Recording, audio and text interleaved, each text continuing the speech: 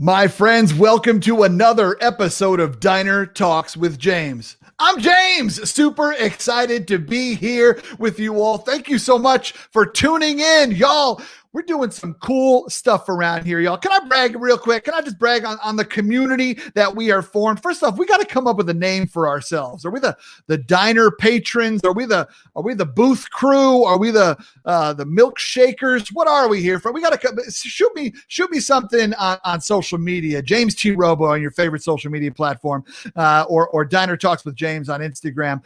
Shoot me something. We got to come up with a name for us, y'all. I think it'd be fun, and it'd be weird if I made up my own nickname. That's kind of weird. You can't. No one's ever made up their own nickname. It's literally, I think it's legally you're not allowed to. But things are going really well here, friends. I just found out that our podcast is in the top 2% according to listen notes of all podcasts around the globe, and that's pretty badass because there's over 2 million of them. So I want to thank you, my friends, for letting me come into your lives and letting yourself come into the diner and hanging out. We talk about all sorts of topics with all sorts of badass people, and today's episode is no exception. Coming up to the stage in just a minute is my guy, Smiley Poswolsky. Yeah, his name's Smiley. Say something about it. Go ahead. I mean, his name's also Adam, but we'll come back to that. But still, Smiley and I have known each other for, I'm going to say, at least 6 years. We met on the speaker circuit in Indianapolis, and there's just something so magnetic about this man. He is a 3-time published author. Casual, 3 books, y'all. He wrote a book called The Quarter Life Breakthrough. He then wrote The Breakthrough Speaker. He then said, I'm going to break through my own pattern and name a book in a different way. And he said, he's got a book coming out this May called Friendship in the Age of Loneliness. And I've been feeling lonely, y'all. So we're going to talk about it. Smiley has spoken in over 20 plus countries. He's done a TEDx talk that is extremely popular. And he's just an incredible human being who longs to build community. And he does it in a really cool way. I'm excited to bring him up right now. My guy, Smiley. Hey, great intro. Classic. Come on, man. Like, we got to hype each other up out here. So good. Hope I didn't miss anything, my guy. Hope I didn't miss anything. Nothing at all. Perfect. Excellent. Flawless. What's going on, dude? I appreciate it. We're both out here drinking our tea. You're drinking. What are you drinking? A green tea over there? Is that I what got you a green told me? tea, Genmaicha, toasted rice, one of my favorites. Oh, Late afternoon, not too much caffeine. It's 1 o'clock. Yeah. Can't be having no black tea, just green tea. Now. Subtle. Yeah, exactly. It's not that kind of night. We're not having a black tea at 1 o'clock Pacific time. What are we doing here? Let's not get crazy. Take it easy. I love it. Smiley, I'm so pumped to see you, brother. We have not seen each other in person in quite some time. Not even just COVID related, just the fact that you live out in the Bay Area, and I was in New York and now in Minnesota. But fortunately, the speaker circuit brought us. Crossed our paths a few times, and I just love spending time with you, man. So I'm excited that you're here, dude. Thank you. It's great to be here. Thanks for having me. I feel the same way. Hell yeah, man. Smiley, this show is called Diner Talks, okay? I'm trying to emulate these late night conversations that we have with friends. So we just told everybody it's 1 o'clock in the afternoon where you are. So maybe we'll edit that. Anyway, no, probably not, because I don't really edit anything. But but still, I'm trying to emulate those late night conversations. You live in the Bay Area, plenty of great late night options. Do you have a favorite late night move? What are you doing out in the Bay, man? What's your favorite late night food? What's a guilty pleasure for you? So the Bay is not good for late night food, man. It's too healthy out here. Yeah, I mean, people, I feel like, stuff kind of shuts down around, I don't know, 11 in terms of food. I mean, I used to live in New York, and my go-to, I used to live in on 5th and 5th, Park Slope. So my go-to was Joe's Pizza, because it was open till I think 2 a.m, maybe even 4 a.m. So I think I had slice of Joe's Pizza, or 2 slices of Joe's Pizza 3-4 nights a week for 2 years. So I miss that. Yeah, for sure. What's your pizza topping of choice? What do you do on pizza? Oh, I'm fresh Mott's. Hey, there you go. There you go. La bufala mozzarella. Hey, okay. Yes. Little Fresh fresh Mott's, and then basil maybe on there. mushrooms. I love mushroom pizza too. Yeah. Okay. Smiley, we both do a lot of presentations. I start my presentations often with food quirks and things that people eat in unique ways. And I'm curious to hear your thoughts on The this. full stack of pancakes. Full stack of pancakes cut in a very geometric I'm way. I'm aware of your love of food and love of the full stack of pancakes, James. I'm a fan, man. This isn't my first rodeo here. Come on now. Come on. We're nothing if we're not branded, Smiley. So, but here's you brought up pizza, which is one of my love languages. And so, but a lot of people like pineapple on pizza. Where do you stand on the pineapple on pizza debate? No, not at all. For me, no. Pineapple's a fruit. It doesn't belong on pizza. Actually, tomato technically is a fruit, which I learned again from watching a great show on Netflix called Waffles and Mochi. I don't know if you've seen it. It's a kid's show produced by Michelle Obama. It's fantastic. And the first episode is about how the tomato is a fruit, but it can play as a fruit and a vegetable. But no pineapples on pizza, please. Waffles and Mochi. I have not seen this. Got to check it out. Just came out. Yeah. Okay. Nice. And first episode coming in heavy. Just letting people know tomatoes are fruit up top. Check yourself. Yes. But I agree. No other fruits on pizza. Exactly. Yeah, for sure. Great. Well, I think this episode's allowed to continue now that you said that. So that's good. Congratulations. You passed the test. I love it. That's crazy that, the Bay there's so much going on. You're right. It is a healthier food eating scene. It doesn't advertise itself as a city that never sleeps, but I'm sure there's got to be some banging late night taco trucks and some, for sure. I'd say, there's some, and I live now in I've lived kind of all over the Bay, but now I live in Bernal Heights, which is close to the Mission, which has the best tacos, best burritos, best Mexican food, at least in this part of California, if not in all of California, in my opinion. So if I'm going any place, El Farolito. El Farolito with an F? El Farolito. Okay. For a late night, I would go steak quesadilla, but I haven't had one of those in a while. Yeah, I mean, how could you? You're only drinking green tea. How would you ever stay up? How could you possibly stay up, Smiley? Exactly. I'm in bed by 9:45, man. Come on now. But if you ever come to San Francisco and you want some late night eats, go to El Farolito. You will not be disappointed. There's usually a line out the door. You can't go wrong. Burritos, quesadillas, tacos. Everyone's got their favorite. Incredible. Now, people will say 538, which is a political blog, Nate Silver, did a best burrito in the world, like a best burritos rankings. Mm-hmm. And I think that they found that one of El Farolito's burritos was in the top 5. Wow. That's big. Like they had a whole science to it. They had pie charts and graphs and salsa, guacamole, how much rice, how little rice, what type of meat, what type of tortilla. They went serious on it. These are political gurus. They really mathematically examine this. That's awesome. I love that. And these places make it right? They're not like Chipotle where you kind of you go through the layers of the earth as you eat through the burrito. All of a sudden you're in sour creamville and then you're in rice land and then you're in whatever. Yeah, no, they do it right. And they're pros. And the tortilla is real. I love that. Well, that brings us up to our first sponsor, El Farolito. Thank you so much. Need your fix? El Farolito. I'm just kidding. We don't have any sponsors. Okay. That's awesome. I'm going to write that down for sure. I love it. Smiley. So first off, let's talk about the name, my guy, because, coming in, name Smiley. I mean, your smile does beam. The pearly whites are out here. It's stunning. You got a great face. Let me make it more awkward for you. I'm going to say more. No, I'm just kidding.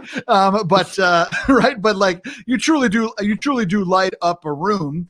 When did the name Smiley happen? And when it happened, were you like, shoe fits? Or were you like, no, it's Adam, say it?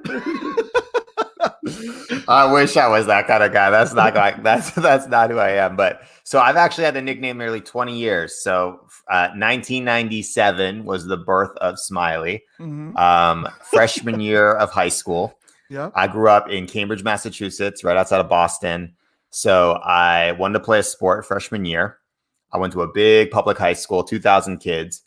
I definitely wasn't going to play football. You can't really see this in this headshot here, a little headshot, but I'm a pretty small, I'm not that small now, but I'm not a football player. Let's just say that. Right. Yeah.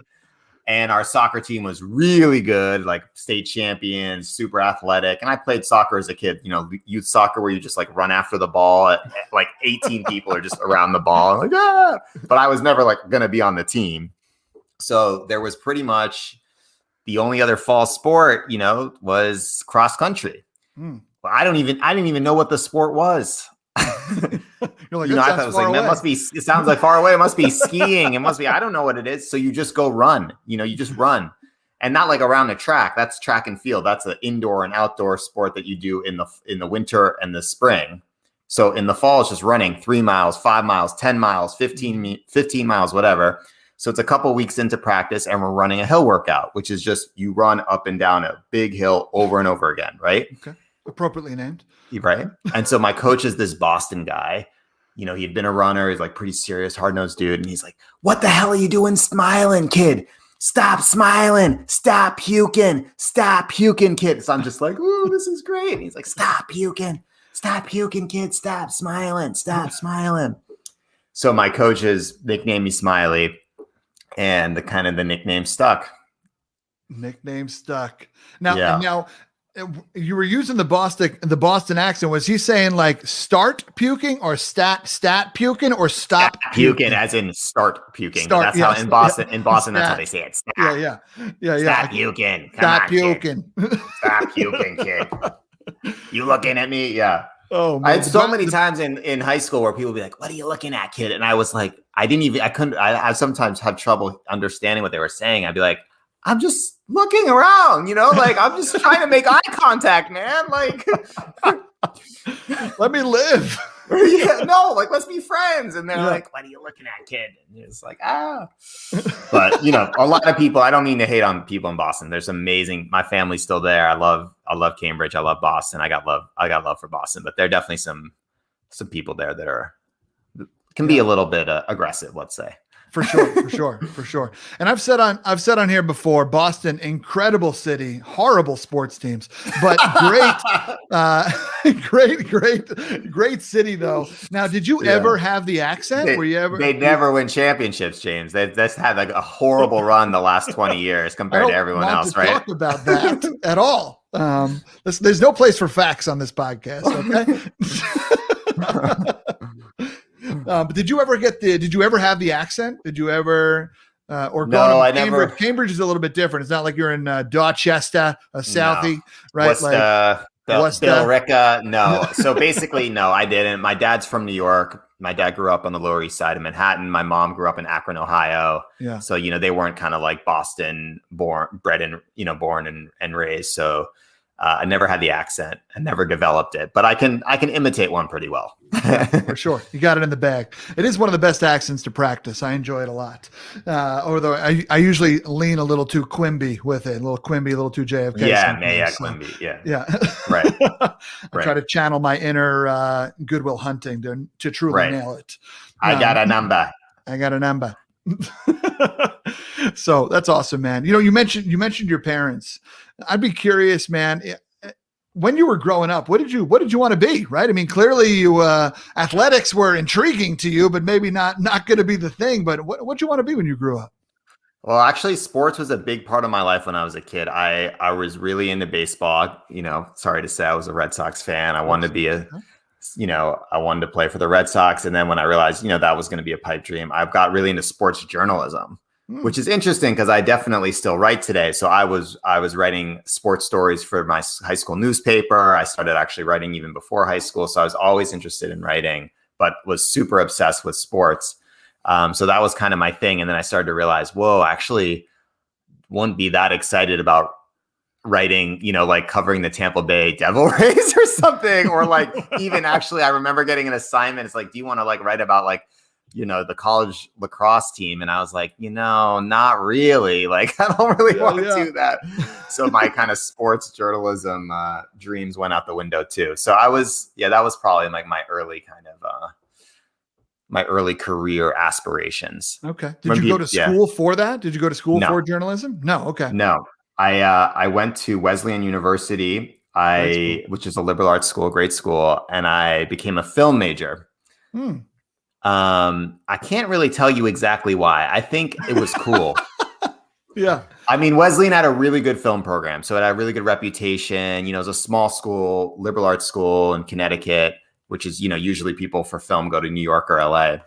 But Wesleyan had this really great reputation. I didn't go there because I knew I wanted to study film. I went there because I knew it was a great school, and I knew a couple people from my high school that had gone there and said it was really great and really kind of creative and artistic, which it was. I met a lot of people at Wesleyan that were it was one of the first times where I felt like I could be my full self and be cool.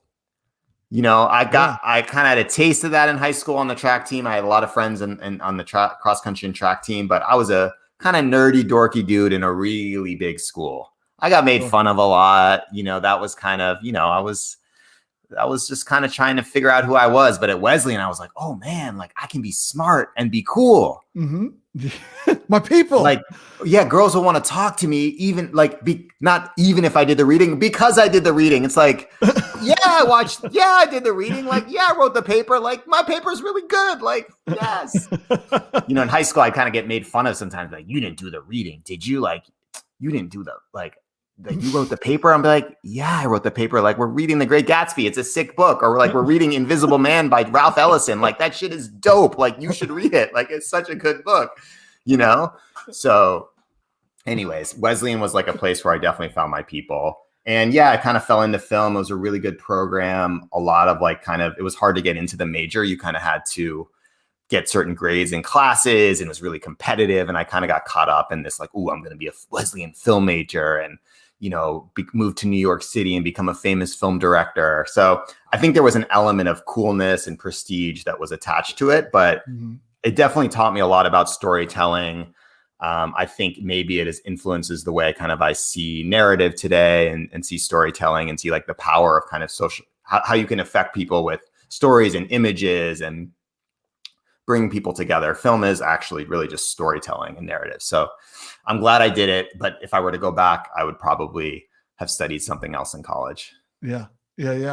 But it's so funny how you decided to let that kind of define you, the mystique of it, of being this film major at this, at Wesleyan. Like, that's so funny that you're like, no, this is it. I finally have like something sexy about me.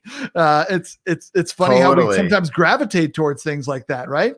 And the other thing, James, it was hard, because there was like some pretty famous film majors, like Michael Bay had gone to Wesleyan, which, Michael Bay is like Michael Bay, like, like a rock. He's doing okay.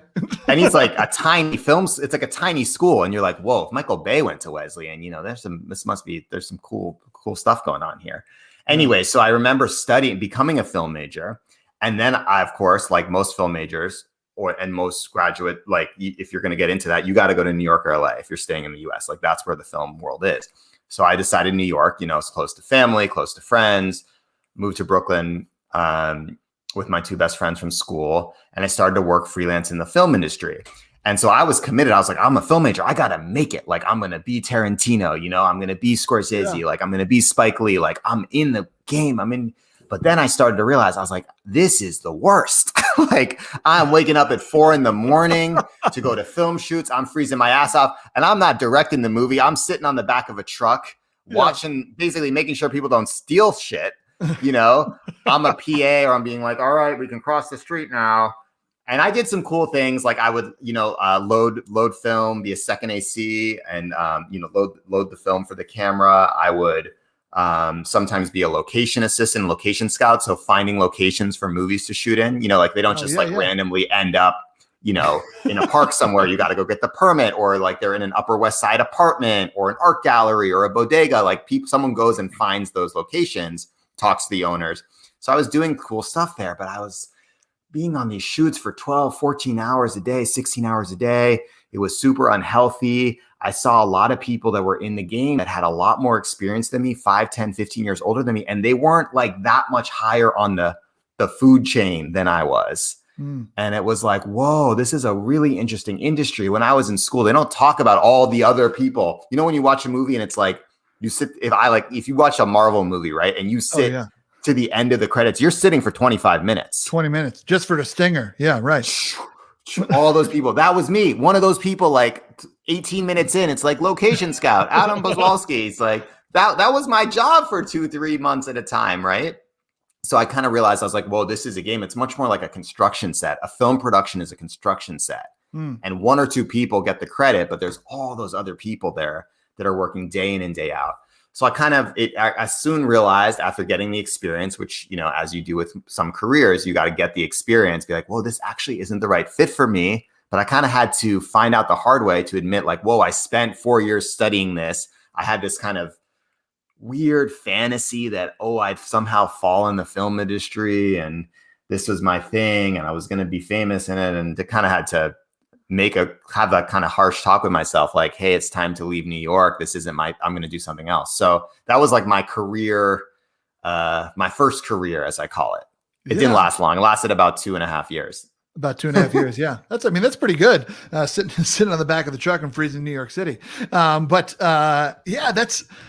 That's fascinating, man. Here's an interesting through line between a couple of things that you just shared. Is that, you know, when originally you were thinking about doing the sports broadcasting, and you're like, I don't want to cover high school lacrosse. I don't want to cover this random other sports team, right? Like, I want to do the thing I want to do. I want to write about the Boston Red Sox. Yeah, exactly. Right. And here again, also in the film industry, you're like, I don't want to I don't want to hold this mic. I don't want to find this spot. Like, I want to do the thing. I want to direct what I want to direct. And it's awesome because, I mean, you are now a extremely successful entrepreneur who's traveled the world and has truly just said, I'm going to do it my way. Right. I don't, you're like, you created your own lane and you said, I don't want to wait to have to climb up any sort of ladder. I just want to do the thing I want to do. When did that happen? When did that light bulb like kind of flip on for you? Yeah. And I think it's also more, it's like, which ladder do I actually, because I don't want to make it seem like, oh, you don't have to put in the work or you don't have to put in the time or it's going to be perfect. You got to put in the time, you got to work and got to hustle, but you got to find the avenue and the lane that you actually want to be hustling in. I think that was the biggest thing that I found with film. I was like, oh yeah, this is just like not going to where I want to be going to. And so for me, it wasn't until 2012. So again, you know, I graduated college in 2005. So I spent, you know, a good, 8 years trying to figure it out. So after film, I actually, I went into politics. I worked on the Obama campaign in 2008. I was a field organizer in Indiana. So helped Obama win. He actually won Indiana, which was pretty amazing for a Democrat to win that state at the time. And then I was like, okay, Obama won. I'm going to DC. I want to be part of government. So I moved to DC and I got into politics. I was working at the US Peace Corps. So I had this pretty great government job and worked for the Peace Corps for 2 years. Again, it wasn't the right fit. Great organization. Wasn't me. I was still searching kind of where's my place. But you know what? I started doing a lot of Peace Corps that kind of brought me back to things that I was really good at as a kid was writing. So I was doing a ton of writing memos and talking points and speeches for pretty senior officials at the agency. But I wasn't writing really about topics I cared about. I wasn't really writing in my own voice. I kind of had to, you know, use language that, you know, was kind of approved, that would be approved by the agency. But I knew that I wanted to be doing more writing. So that the light bulb moment was really 2012. I went to a program called Starting Block Institute for Social Innovation, brings together a lot of people that are interested in entrepreneurship and social innovation, social entrepreneurship, which is, you know, using business for good, this idea that you can make money, but also give back, purpose and profit, right? Those don't have to be mutually exclusive. And I met a lot of people at this program. It was a leadership development program for 5 days. It was in LA, actually. They now host them all over the country. And I went to this program and a lot of people are like, wait a second, Smiley, like you want to start writing, you want to start supporting young people. Like it's not too late. I was like, well, I'm almost 30 years old, man. I went to Wesleyan and I'm a failed film major. Like it is too late. They're like, it's not too late, man. Like if you want to do that, like you have to do that. Like who the hell's going to do it if you don't do it? So I didn't have like I had never really met those believers, as I call them, that community, that supportive community. And I also had never met a real community of entrepreneurs. I had never really been in that kind of supportive circle. I mean, there were people in this program that were young. They were like in college still, or even just out of college, that had started businesses, that were inventing things, that had built apps and products and all of these things. And they inspired me, man. I got inspired by people that were 5 or 10 years younger than me just to go for it. It's like, it's not too late. I'm, it's 2012. I'm almost 30. Who cares? Who cares? So James, I left that job spring 2012. I started a blog, a WordPress blog. It's a janky blog. I just gave up the domain because it was so ugly. I didn't even want people to see it. It cost $18. I had never written a professional blog post, like put out a blog post under my name until I was 30. So if you're out there being like, it's too late, it's not too late. I've written 3 books since then, but at the age of 30, I'd barely written anything, professionally ever before, and went for it. And I started writing and starting putting my voice out there. I was like, hey, I want to move to California. That's where I've always wanted to live. I had this fantasy about San Francisco because I had a couple friends from college that had lived out here, and I visited, and I thought it was beautiful, and it felt like a kind of magical place of dreamers and entrepreneurs and kind of interesting people. And I came out in 2012, and, the rest is kind of history. And I basically, it's not like I found success overnight. I was broke when I moved out here. Yeah. I had to, do a bunch of different things to get by, but I found kind of a lane I wanted to hustle in. I found that kind of the ladder that I wanted to climb a little bit, or I was like, I want to stick my teeth into this. I'm okay with writing some articles and blog posts and not getting paid for a bit. I didn't even know speaking was a thing. I didn't do a speech for still another 2 or 3 years from getting going, but I just knew that I wanted to do something more creative and wanted to kind of find my voice. That was kind of my mission at that point. Yeah, that's badass, man. I love that. I love it. Thanks for walking us through that. And if you're listening, can I just say, if you're listening, being like, man, this guy's been all over the place.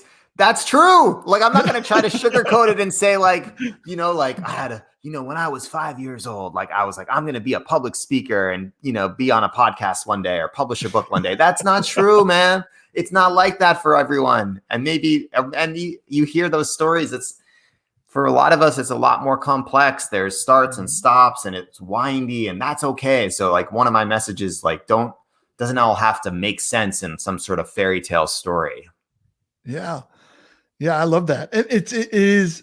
It's true, right? I mean, I think actually, I feel like your story is more common than the person who at 7 said, I'm going to be a this, and then actually saw it through, right? My story mirrors that of yours as well, with the randomness that I did. And yeah, I completely agree with you, but you just keep putting yourself out there, right? Keep putting yourself in the way of opportunity. Yes. Keep putting yourself in the way of, well, let's try this and let's try this, right? And that, I think that's what a cool through line is, that you never settled, because a lot of people are just like, all right, well, I guess this is what I'm doing. I went to school for this, so now I have to do this, because otherwise I'm going to let who knows who down, or I'm going to think that I wasted my time and my this. I famously failed a genetics final in college, and I called my parents, and I just started bawling on the phone with them. I kind of had a bit of a break, actually, and I was just like, I'm just so sorry that I failed you. It's like my junior year, and it was my second semester of my junior year at that, and I just like remember apologizing. I'm just like, I am so sorry. I have wasted your time. I have wasted your money. I could have gone to a state school. Instead, I went to a state school in another state. And so then I'm fortunate enough that my parents helped me through college. And so like, I just like kind of just like poured it all out to them. The whole shame hole came across the line. And it was definitely one of those moments where I remember my dad said, after I finished, he's like, are you done? I say yes. I say yes, sir. And he said, James, like, first off, we are going to need you to do better in school. But we also didn't send you to your university just so you could do this one thing, right? We wanted you to go to college so that you could learn who you are and what matters to you and find your voice and find skill sets and have experiences so that you could come out more self-assured. Maybe with a little bit more direction, not an exact direction, but more direction. And I'm so grateful for the grace that I was given in that moment. I remember I cried even more because, anytime someone's nice to you, it's awkward, but still that was a moment that I remember having. Yeah. That's great advice too. And kudos to your dad for saying that, cause it's not about finding the answers. It's learning how to be able to ask the questions. Right. Say it one more time for the people in the back, Smiley. Yes. It's not about finding the answers. It's learning about how to ask the questions. Right. Like but that's actually not how our educational system is usually set up or because we're kind of told, pick your major. And it's like people are picking their major at the age of 19 or 20. I mean, good. If you know who you are at 19 or 20, like that's a beautiful thing, but most people don't, or they think they know who they are and then they evolve or they change or something happens in the world or they read a book that's just like, whoa, I want, and just that's the whole point of life. The point is to have the kind of tools and the equipment, the confidence, the resilience to kind of be able to learn, to grow, to adapt, to evolve, those things. But we don't talk about that much because, we live in this kind of status obsessed society where it's like, what are you doing? How much money are you making? What do you do? And what, what gives you those credentials? But you start to learn as you get older that all that is kind of BS. And it's a lot more about the intangibles. Yeah, absolutely. Absolutely. Is that kind of what led you to write the Quarter Life Breakthrough book? Kind of that idea that you saw a lot of your peers and what you yourself went through? Is that what sparked that? Yeah. I mean, really like what I was trying to do with Quarter Life Breakthrough was kind of explore my own quarter life crisis, my own kind of being lost in my 20s, following this kind of career ladder, ideal that was kind of out of date and realizing, whoa, actually a lot of people are changing jobs and careers. It's okay to do that. The average millennial will have 15 to 20 different jobs in their lifetime, right? The majority of people do not do something that is the same thing that they majored in college. Only 25% of people do something that they actually majored in college in. Crazy, right? Yeah. So that means 75% don't. They do something completely different, but no one ever talks about that. I currently use my marine biology degree to impress the dates at aquariums. Does that count? Are you actually a marine biologist? That's what your degree was? I do. I have a BS in marine biology. Gosh. Fun fact. That's amazing. Like George Costanza. Exactly. Someone hand me a golf club. Yeah. But yeah, no, keep going, brother. I'm sorry.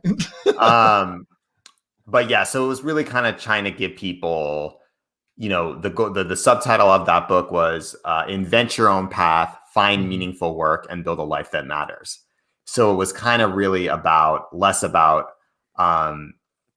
what's the answer? What's like kind of the singular job, and what does meaning look like in your life? What does it look like to build a life that matters inside and outside of your career, outside of work? So kind of thinking about it more holistically and just kind of giving people, making it a positive, right? Because everyone was talking quarter life crisis, midlife crisis, such a negative thing. A breakthrough, a moment of opportunity, a moment of possibility, a moment of, hey, I don't know if this is going to work. I'm moving to San Francisco to become an author, to become a writer. It might not, but I'm going to learn something on the journey. Yeah. I'm going to grow. I'm going to put myself out there. I'm going to try to self-publish a book. I'm going to try to get a book deal. I'm going to, get on stage and see what happens when I start talking. Good stuff's going to come from that. Yeah. That's good. That's all positive. So empowering people to kind of think like that as well. I love that. I also love hearing you say, I'm going to move to San Francisco and become a writer. I mean, that talk about a sentence that hasn't been widely said since like the 60s and 70s. Right? Like true. But you brought it back, brother, and you crushed it. I'm moving to San Francisco. Jack Kerouac over here. Hayden Ashbury, how you doing? I love that, man. I love that. Although let me say this for the record though, James, for all the people listening, it is really hard. Well, You can't make it as a writer in San Francisco if you just write. I mean, you maybe could, but like, let's just be realistic.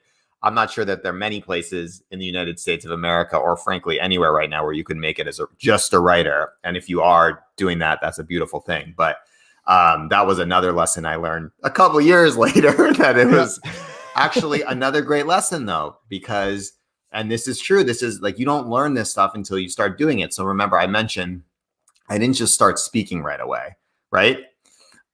Yeah. I didn't know it was a thing. I mean, I had seen, stand-up comedians speak, and I'd seen, like, I knew that, okay, there's Tony Robbins and there's some, motivational speaking is a thing, but I never, knew it was a real profession for normal people. But I started to realize soon after writing, okay, people like the blog post. I had self-published this book. There was some interest. People were really into it. I started to get some interest. And I was like, oh, I could try to sell books for 10 or 15 bucks. Kind of hard to do that. It's hard to make much money from that.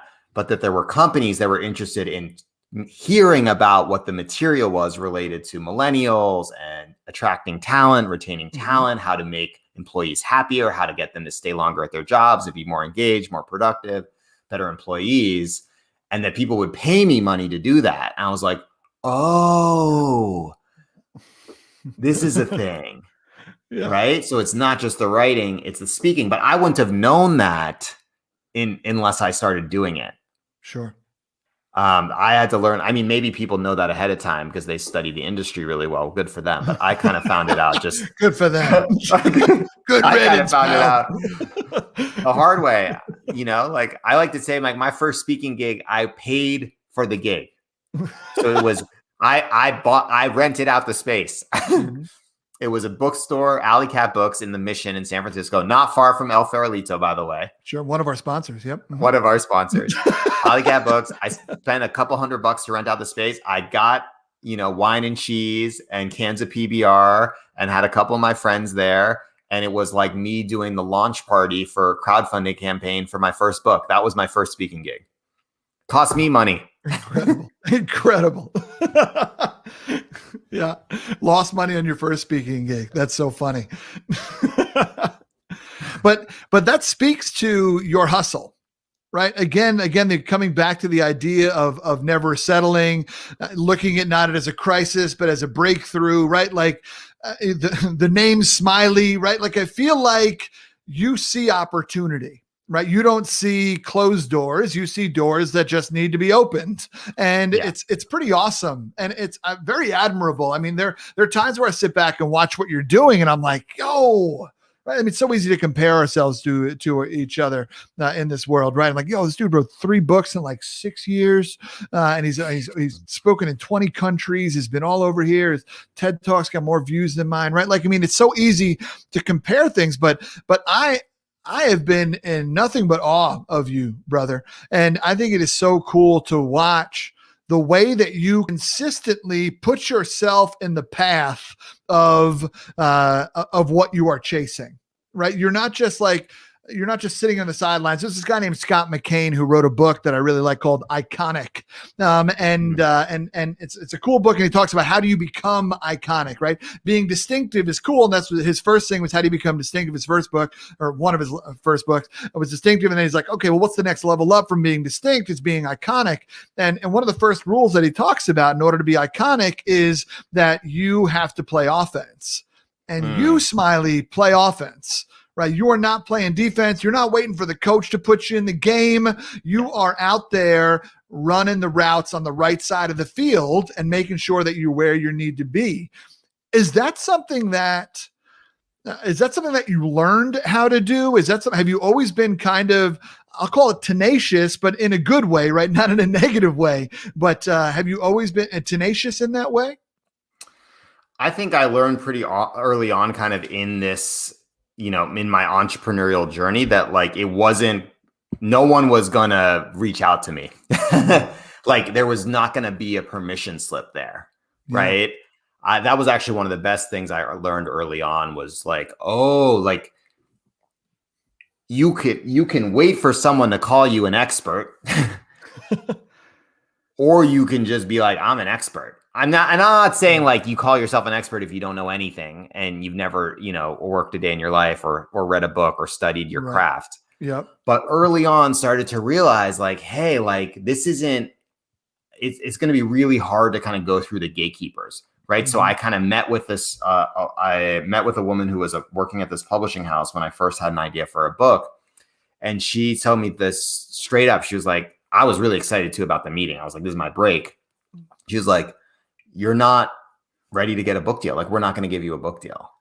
And I was like, oh, like killing me here. I had my blazer on and everything. I was ready. And she's like, you're just not ready. Like like you've written a couple pieces. You're a decent writer, but like you haven't done the work yet. Like you don't have that many followers. You don't have a big platform. And I was like, she was like, you should self-publish and see what happens. It was the best advice I got because I realized, okay, I don't need these people. Yeah, that's real talk. And she worked in a publishing house, and I was kind of like, whoa, what she's saying is just go do it. Right? Mm-hmm. Don't wait for permission. Just go make it happen. Like she's like, you have a book to write the damn book. So I did write the book and it sold thousands and thousands of copies. And then people started paying attention. Mm-hmm. Sure. Then she reached back out and was like, hey, we still can't give you a book deal. I was like, oh. She just called you to just push you back on the sword. Well, I sent her the copy and she was like, this is really good. We still can't give you a book deal, but you should talk to my friend. She's a literary agent. And she signed me to redo a second version of the book. But the point was, the lesson there was like, stop waiting around. Like, stop thinking that someone's going to knock on your door being like, we're the New York Times. Like, your stuff's great. Like, come on, pack your bags. We're going to New York City. Right. Like Chris Anderson, head of TED, like, we're taking you in, like, let's go. Like, we're going to the TED Talks. Like, not going to happen. Yeah. Right. Oprah's not coming to the door. Like, I mean, I hope so, but it's not going to happen. The point is just keep doing the thing.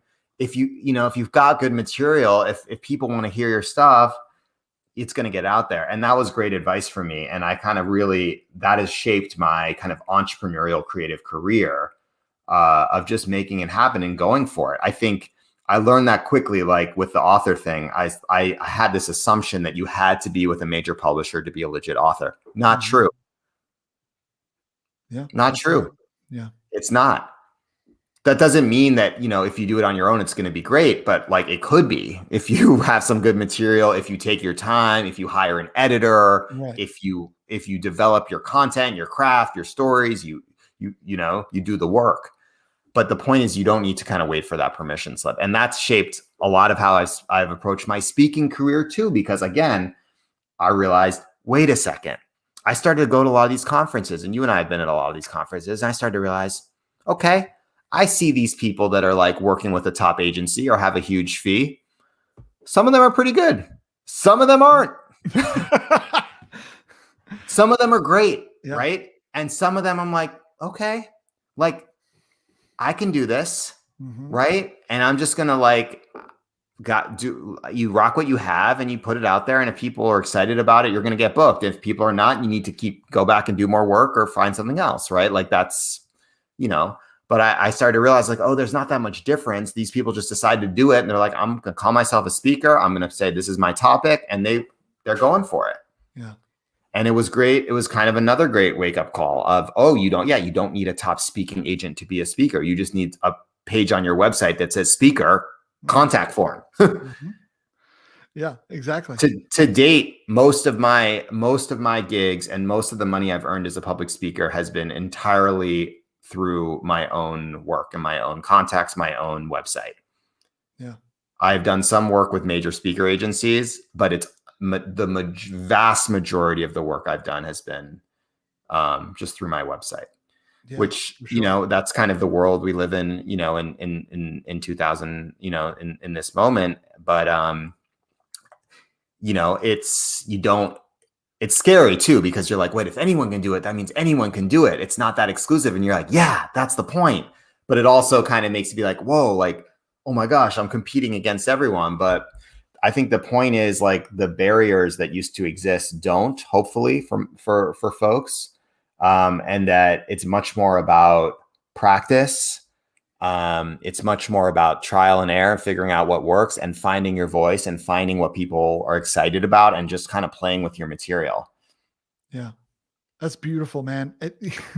I love hearing about it just because, I mean, first off, it gets me jazzed, right? I got goosebumps over here being like, yeah, no, you got to do it yourself, right? If anybody can do it, that means anybody can do it. Why not you? Why not who, you, whatever, let's go. Right. Like, and it's awesome. It's really cool to hear and to have watching you do just that. And I agree that there are a lot of systems at play that we assume that like, oh, you need to get this in order to do this, right? And we always say that's like, all right, well, I need to get, if I'm going to be an author, and then I got to get a major publisher. If I'm going to be a speaker, then I need to write a book, or I need to have a major agency, or if I'm going to do this, and I need this. And that's not the truth, right? I mean, the internet has really leveled the playing field in so many ways. Right. And so hustle also levels the playing field. Now, if you put yourself in the right places, and you've been able to consistently do that, and it's been incredible. But here's what's also badass about you, Smiley, is that along the process of doing that and hustling, you've never said, I'm climbing the mountain alone. You have always said, no, everybody, let's go, keep up, right? Your philosophy has never been, I'm going to get to the top and then help people. You have consistently been helping people along the way. And it's really beautiful to watch the way you build community, which makes sense about your next book. And I want to ask you about that. But first, Smiley, we got a little segment that we need to do here before we start talking about community. We got a segment on the show, Smiley. It is called Things That You Didn't Know About Me Before, but are now really glad that you did. Smiley, here's what you need to know. Okay. First off, the premise of this, it stays the same every single time, but the title of the segment changes every week. So what we're going to do is that we are going to share a couple of random facts about ourselves. And these can be anything. Maybe you have a fear. Maybe you have a food quirk. Maybe you have something that is just a random memory from childhood or something like that. But that's what we're going to do. We're going to share a random story about ourselves. And are you in? Are you down to play? I'm in. Let's do it. I like it. Let's go. I'll go first because it'd be rude for me to spring this on you and then make you go first. So the random fact that I want to share today is that I don't think I've shared this one yet on here, but it's a well-known one that some people know this about me because if you ever seen me speak before, but I dislocated my knee dancing to Shania Twain's hit, Man, I Feel Like a Woman at my senior prom. Oh, that's so good. That's I don't think I've shared that one yet. We're 30 episodes in. I feel like it's time I can bust it out. But yeah, that's it. It was senior prom. It was during dinner. I don't know who the DJ was. He was playing straight fire all night. He didn't slow it down during the meal. He kept the bangers coming. And my friend said, we were like, if he's going to keep the dance floor hot, we're going to make sure it doesn't get chilly. And we got out there and had the time of our life. And I dislocated my knee dancing to Shania Twain's hit. So there it is, brother.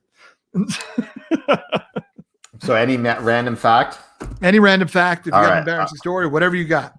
I am a sucker for rom-coms. I love rom-coms. Love Actually, Notting Hill. Yeah. You've Got Mail. Give it to me. Give me 10 Things I Hate About You. Oh my God. She's All That. She's All That. 90s rom-com, early 2000s, baby. Even the new ones, man. The Netflix is, good with the popping out the new ones left and right. Mm-hmm. Give it to me. I love a good rom-com. My favorite genre. That's your favorite genre, is rom-com. Yeah, I know it's corny. I know it's silly, but that and a good heist movie. I love a good heist movie, like a good Italian Job or Money Heist or something like that. I love a good heist movie. Yeah. Italian Job's a classic. That is so funny. So, I mean, like, are you like paying attention to movies that are coming? I mean, it's COVID right now, so it's a little weird, but are you like, if we were in times where we could go to the theaters, would you like, oh shoot, like this movie's coming out, I can't wait to see it. Are you that committed to rom-coms? You're like, I'm going to the theater. I love going to Jason movies. Segel's got a new movie coming out. Yes. I'm going. Forgetting Sarah Marshall 3. I used to go to movies when I lived in New York. I mean, one of my favorite things to do is go to a movie in the afternoon by myself. Love that. I love Just it. like, I'm not waiting. I don't care what time you get here, what seats you want. I'm going when I want to go, where I want to sit, popcorn just the way I like it. 2:00, I'm out of the movie. It's still 4:30. Like, boom, I got the whole evening.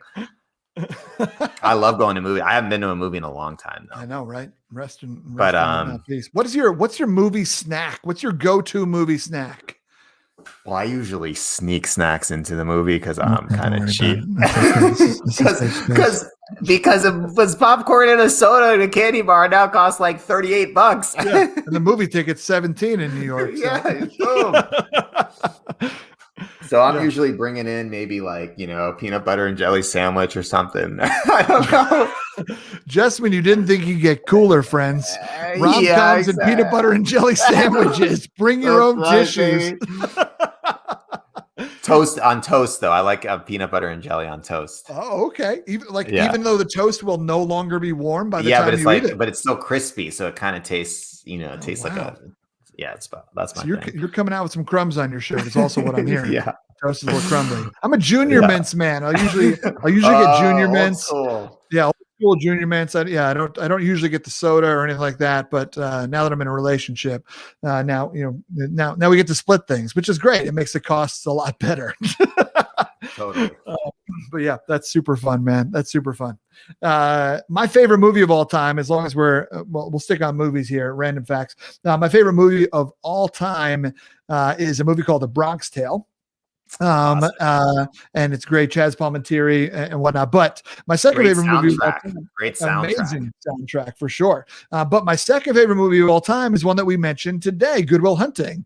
Good Will Hunting is an incredible movie. Robin Williams is my hero. If I could, with a classic, like who would you have dinner with? I would have dinner with Robin Williams because he. Not only his comedic timing is brilliance, but also I was someone who was typecasted a lot when I was younger as the big, funny, goofy guy. Right. Maybe because I'm a big, funny, goofy guy, but I don't want to talk about that. But still, there were moments where I was like, no, I know I have more of a range. And like watching Robin Williams and Good Will Hunting, I was like, see, we could do this. I could be in dramas. And that was a big thing for me. So Robin Williams, one of my heroes. Good Will Hunting, one of my favorite movies of all time. I love that. One of the best scenes ever. Sorry to interrupt. The best scene ever, like when he's doing, recalling. Well, as a Red Sox fan, and he's recalling the Carlton fist home run. He's like, and Will's like, so you were at the game? He's like, no, I gave my ticket to a friend. He's like, what? You weren't at the game? He's like, no, I had to go. Had to go see about a girl. I had to go see about a girl. It's like such a good line. Such a good line. Give us one more random fact, Smiley. I do not like to drive. Not a big driver. Do not like to automobile. Drive. Yeah. Has that been? Yeah, always? It's not ideal. Okay. No, it's not ideal. Yeah, it's not ideal. No, I definitely was driving through my early 20s, but I just kind of after I lived in New York, didn't have a car in DC, didn't have a car in New York. It doesn't make sense to have a car without parking and all that. But I just haven't had a car for the last, 12 years or something. I just haven't been a big driver. So I don't drive a lot. So that's something that's like a growth area for me. I got to practice driving, but it kind of scares me. And so I'm just waiting out for the self-driving cars so that I just can kind of skip this, I could become a good driver. I'm just going to wait another 10 years and just get in there and just be chilling. So every time you go to a speaking gig and you have to rent a car, do you get a little nervous? Well, I rent a car sometimes. I take Ubers. I don't know. Yeah, that's fair. I mean, maybe, we must have different gigs because sometimes I'm flying into Wichita and driving 3 hours to who knows where in Kansas, but, but yeah, I love that, brother. That is a delightfully random fact. I'm the opposite. I would drive everywhere if I could. I mean, I love flying too, but driving is a sense of peace for me. It's a calming thing. It's something that I do to relieve stress. So yeah, that's super fun. I love that. I could, maybe that's what it is because I grew up in Boston, and Boston drivers are kind of aggressive. So maybe if like, they're the worst, and they're just like, you can just see them cursing you while you're driving, and you just like, so maybe if I like did a little practicing or kind of tried to get away from my Boston driver, like, roots, that would help. Be a good meditative practice. Get up to Sonoma for a little bit and drive around. You'll be good. You'll be good. Drive up to Mendocino or something. I love that. So let's jump back in, brother. You have a book coming out in May, correct? Is May? That's right. In May. And the book is called Friendship in the Age of Loneliness. Now, the overwhelming emotion that I've had during quarantine and during, this whole pandemic time, I would say one of the most overwhelming emotions is that of loneliness. And I miss my people. We moved out here. Only 2 years ago, something like that. And so there wasn't enough time to really make friendships, let alone like COVID level, y'all safe friendships. And and I'm just and I'm a giant extrovert as well. Yes, same.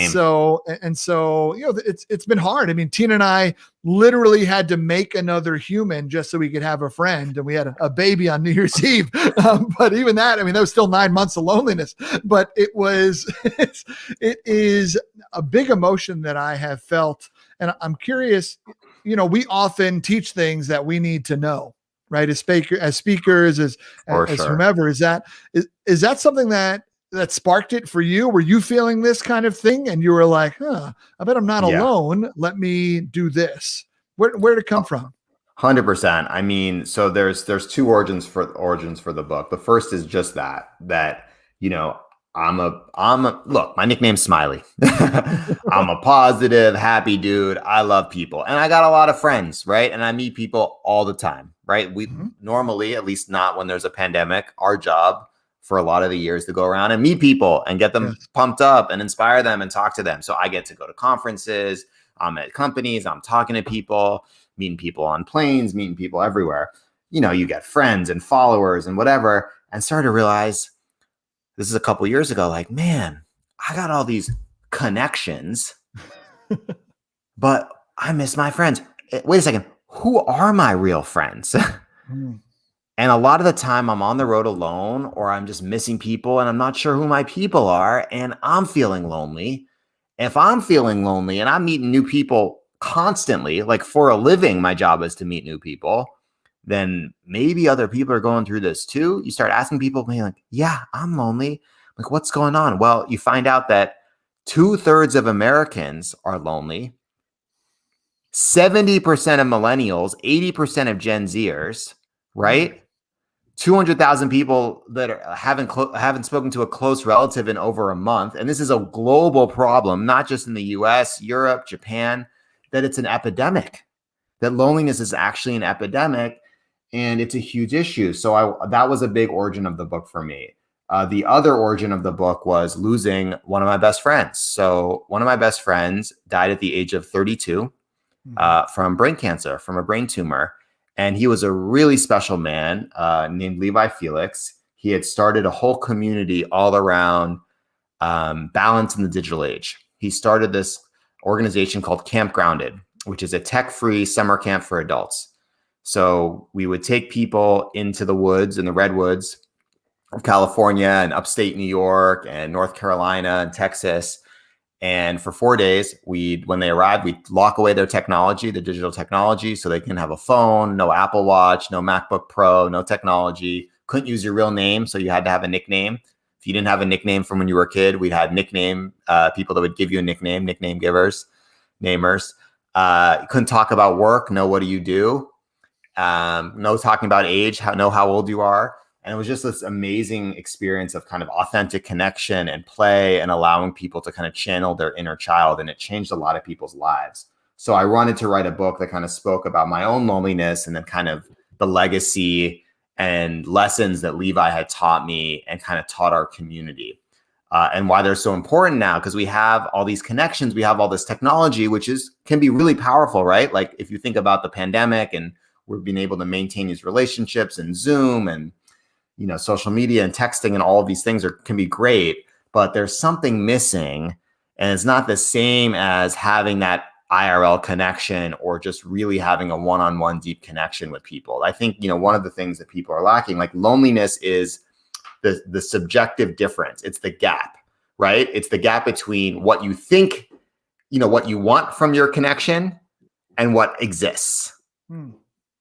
It's a subjective difference between like, I want to be, like, I really wish I could be like, feel like this connection in my life, but I feel this, right? It's that difference. And one of the reasons I think that people experience that so much is because of social media. Because if you are looking at this, you're like, they're connected. Man, they didn't invite me to the party. Like, oh shit, they're in Mexico. Oh my God, they're in whatever. They're eating dinner there. So you're constantly just being like, man, everyone is more connected than me. Everyone's doing something cooler than I am. Meanwhile, probably people are feeling the same way as you.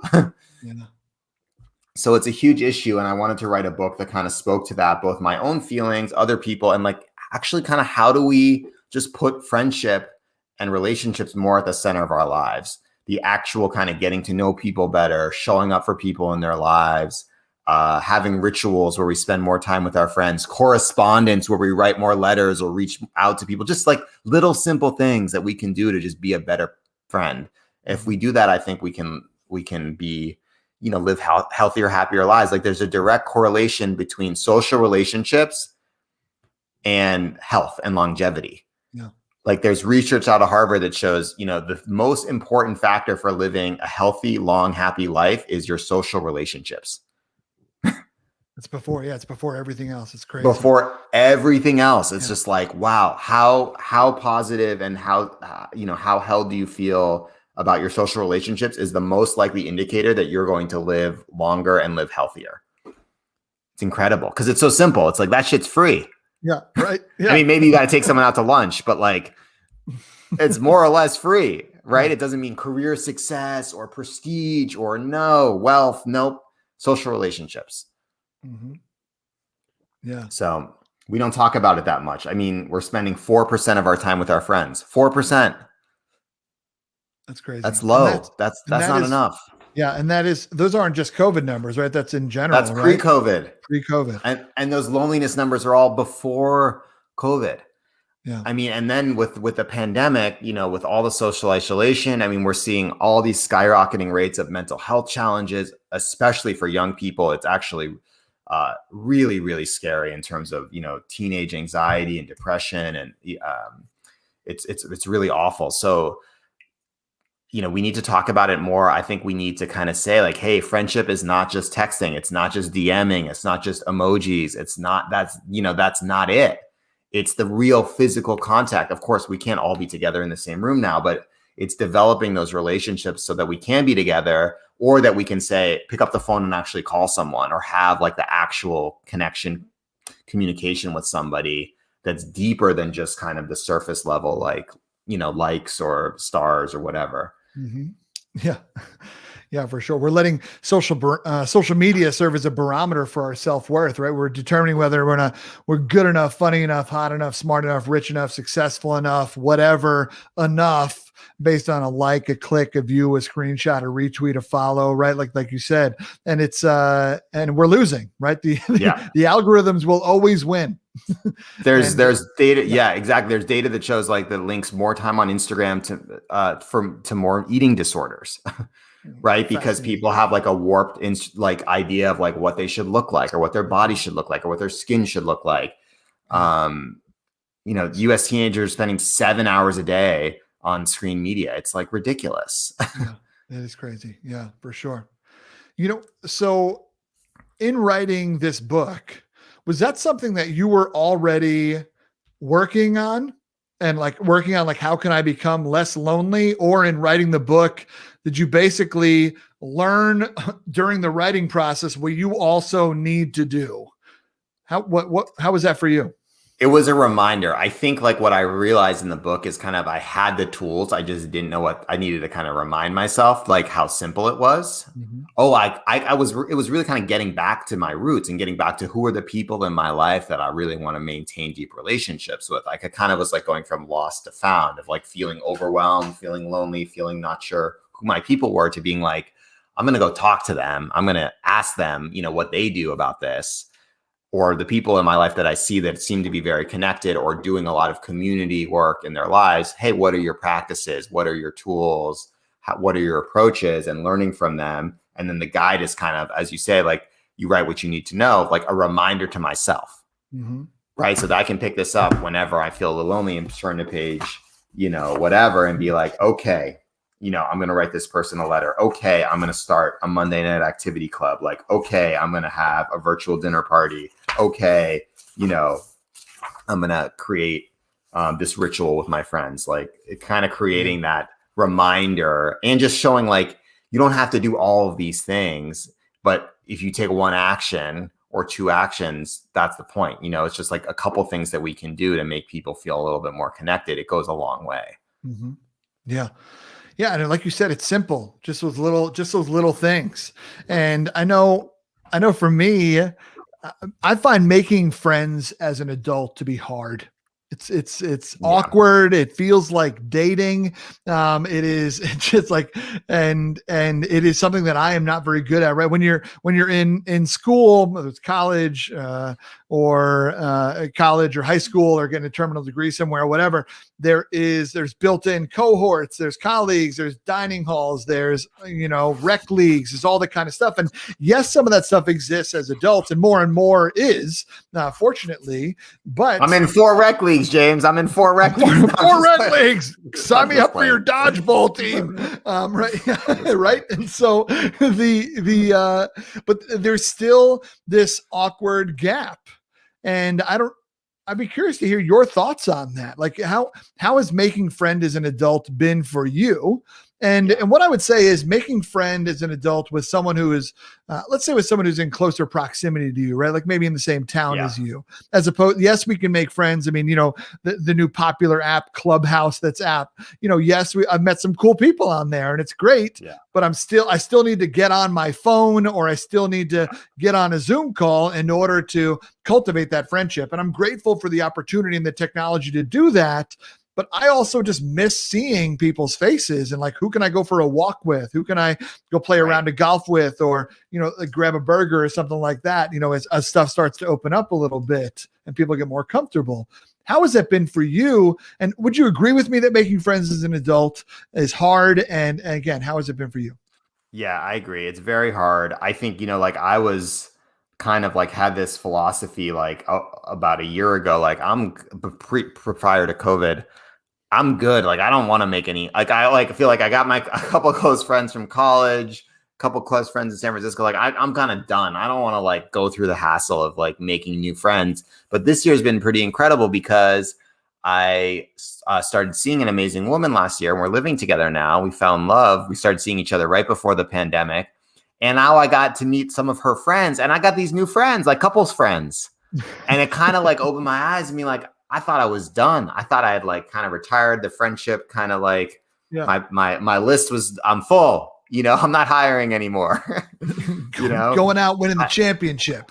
I think there's like a Seinfeld episode like that. It's like, Jerry's like, no, I have enough friends. I'm not hiring, like, and I was like, whoa, it's like all like a little bit of a life change. Like maybe like, you all having a baby, you suddenly are like, okay, like I'm looking for different friends. Like now I want couples friends, right? And now we have like friends that Allie and I hang out with together. And that's a beautiful thing. Kind of gave me a little bit of inspiration of like, oh, it's not impossible, just changes. It's just a different type of friend, new context, new beginnings. So that really made me a little bit more optimistic about it. The other thing was just the proactive, like you got to be proactive, like, which isn't what we all want to hear. Sure, yeah. You're but right. That's definitely one of the things I learned. The people that seem to make friends as an adult, like they have a, in non-pandemic times, they'll have like a standing on their calendar once a month. They host potluck. And it's like a Saturday once a month, and any new people they met in the last month, they invite to the potluck. Any people that have come to the potluck previously or their friends in their city, their homies, they invite, those people meet. And it's just simple. They got it going, right? It's recurring, right? And it's like, okay, that's awesome, right? I met another person in the book that, and they say like, always go on a second date. So in the same way that you would always go on a second date with someone if you were dating, provided the person wasn't the worst, or that, you couldn't even spend, 20 minutes with them. Yeah. But you would say, okay, like they might not be my best friend. They might not be, the person I want to, see every day for the rest of my life, but we're going to hang out a second time. So no matter what, you meet them, you connect once, you make a plan to, get a drink. You make a plan to go for a walk. You make a plan to get a cup of coffee, whatever. So that it's just like, you're keeping the momentum going. But having, I think the big thing that came up in the book is ritual, right? This kind of ritual, a regular practice, right? Whether it's expressing gratitude, whether it's having that kind of annual, boys weekend or girls night or whatever, Monday night activity club where you're doing different activities on a Monday night, a men's group, whatever it is, like those things really foster friendship because they're always on the calendar again. It's not, it's like people can look forward to them. They get become part of a community. There's built-in community. It doesn't end. There's repetition. You get to know people. There's a lot of the psychology of this kind of shows, like the mere exposure effect. Like the more you spend time with someone, the more likely you are to like them. Mm-hmm. So if you can't have it just be like, we're kind of taught about friendship, like, oh, like the net, like the like networking piece of it, but less the like relationship building over time is much more important. Yeah. Yeah. I love that. You gotta keep putting breadcrumbs down. Right? Breadcrumbs. No, yeah. Exactly. Yeah, for sure. Also, the other thing is like, you don't need lots of, that's the other thing that came up in the research a little too, was, the majority of people are looking much more to go deep rather than wide. Mm-hmm. Like we all kind of like, we can amass connections or followers. That's cool. There's use in that maybe, but we only need a few people that we need to want to be able to go deep with. It's like, who's coming over to my house? Like who's, one person put it as, who's bringing the birthday cake for the party? Yeah. Right. Right. Like who's, when I'm sick, who's picking me up? Right. Mm-hmm. Or who's going to be there when I need someone to call, or who, like, if I'm having a rough day, like who can I call? Like those kind of friends. So if we just focus, and it might be kind of liberating because it's like, you only need a few of those.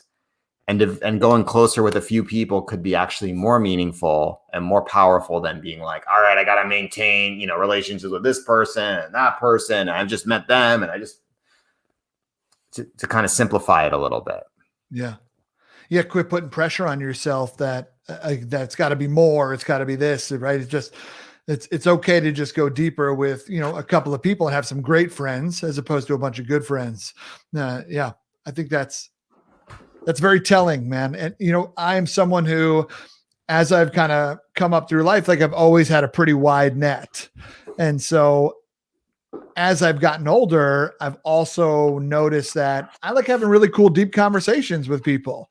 And so that is more of a one-on-one thing and not we're all rolling out to the party. Let's go. Right. Like that James has changed a little bit. Don't get me wrong. Still crush a party, Smiley. Okay. Don't you worry about it. I'm in there shaking hands and kissing babies. But that was, me too, man. I'm similar. Like I remember in college rolling around freshman year being like, are you going to the fit? Are you go? Come on, just let's all go together. We're going to the party. Come on. Yeah. Like everyone, you should be friends and we should be friends. It's like you get a little older and you're like, the one-on-one, there's certain friends that maybe want to get together 3 or 4, but sometimes it's like, no, one-on-one is cool. Yeah. At some point in our lives, we begin to learn the value of time. And we realize that time is no longer an infinite thing, but it is quite finite. And so we start to dole out time like investments, right? It's like, okay, this is an investment. And where am I going to invest my time? To whom am I going to invest my time? Into what, as far as businesses or whatever. And I know that has been that's been definitely a big weight on me.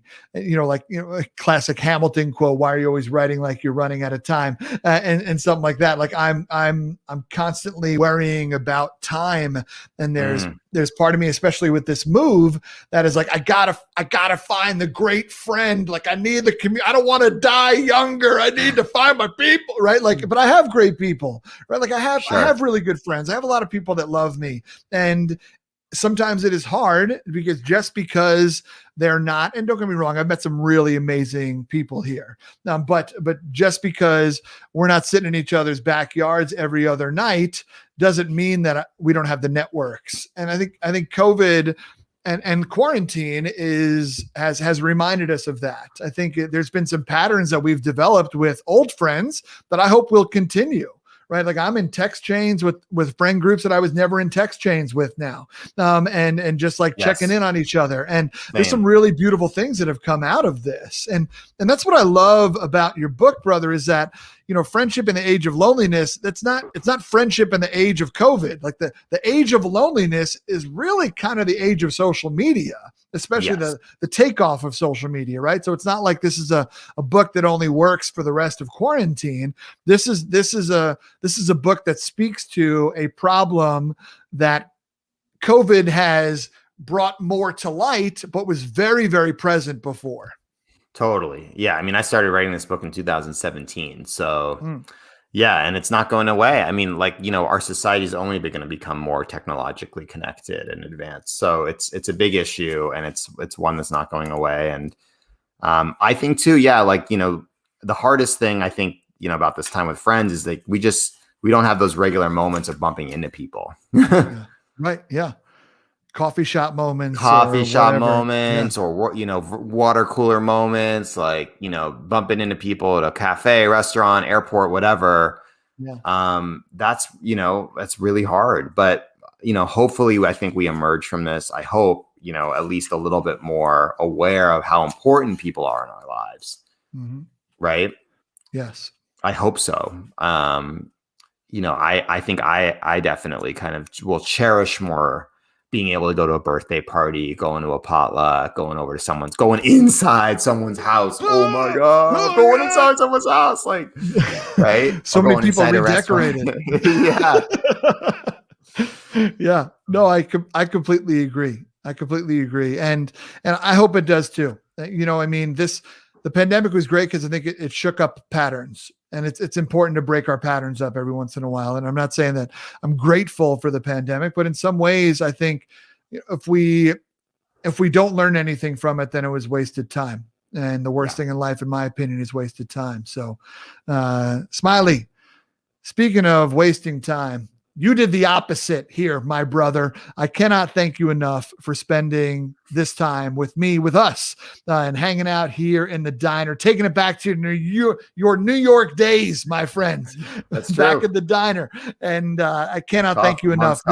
Yeah. Hell yeah, brother. Coffee shop. Yes. The book comes out, Friendship in the Age of Loneliness, comes out in May. You can pre-order it right now on Amazon, and you should do that. I did. And you should as well. But Smiley, how you feeling here, brother, as we wrapping up this conversation, my guy? I feel great. Thanks for having me, James. This is a pleasure, honor, privilege. I'm so excited we get to kick it again in person. And I've never been to Minneapolis. That's like high on my list. Are you in Minneapolis? You're in Minneapolis, right? Indeed. I've never been. I have a old friend from college, Becca, who lives out there. I've been wanting to visit for a long time. So you'll have to take me to your favorite diner when we get out there, your favorite lunch spot. It's on. I already know the exact spot we're going to. Yes. Don't you worry about it. That's it. And I look forward to meeting this woman that has brought an even bigger smile to your face, my brother. Thank you so much for hopping in the diner with me, my guy. I appreciate you. Y'all, that was Smiley Poswolsky coming into the diner, holding it down like a boss. He is an incredible man. Hope you gleaned a lot from it. I know I did, and I'm excited to hug some people. Let's all hug when this whole thing ends, y'all. I need a hug, friends. Come on.